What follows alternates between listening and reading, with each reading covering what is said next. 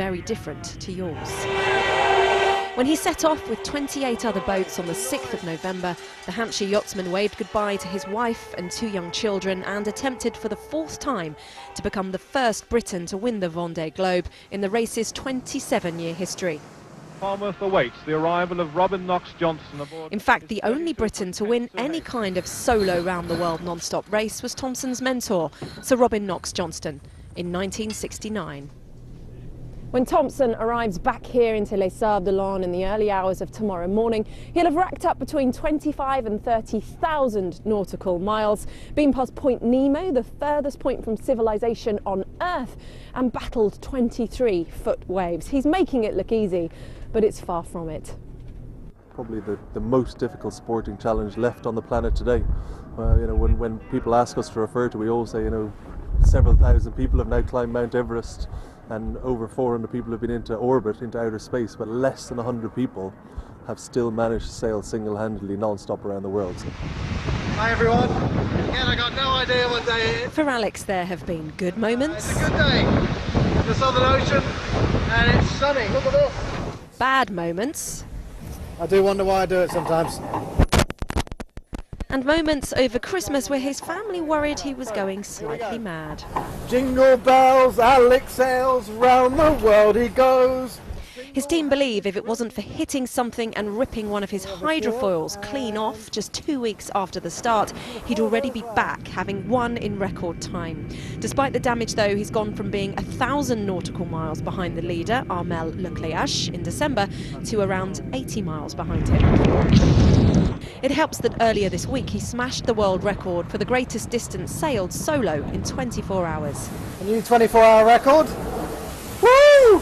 His rival knows he's been hot on his tail. But when Thompson arrives back, not only will his family be waiting for him, but his team also have promised to have on hand the 2 things he's craved during his epic voyage: a hot burger and a cold beer. Parce qu'il fallait du débit pour...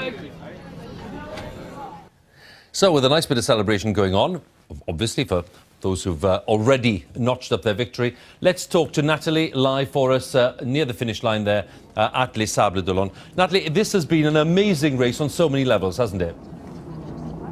It's been absolutely remarkable. There was a huge cheer when Cléac'h crossed the finish line. As well they might, of course, very popular. He's a Frenchman. No other nationality has ever won this race in its 27-year history, but they know how close Alex Thompson ran Cléac'h, and fireworks were going off as he crossed the finish line. And as he came actually down the canal, which takes around an hour to come into port, 100,000 people estimated by the organisers to come and watch that. But for Alex Thompson, coming second in this race, well, it can't really be overstated just how much of a feat that is. He's only the second Briton to have come second in the Vendée Globe. Of course, Dame Ellen MacArthur did that back in 2001. And let's just put into context for you what this race has involved. For 10 weeks, Alex hasn't seen a single other soul face to face. He hasn't had a toilet, he hasn't had a kitchen. He's been out of helicopter range for most of the race, meaning if anything were to have happened to him, well, that'd have been that. 3 people have actually died in this race in its 27 years, and that's something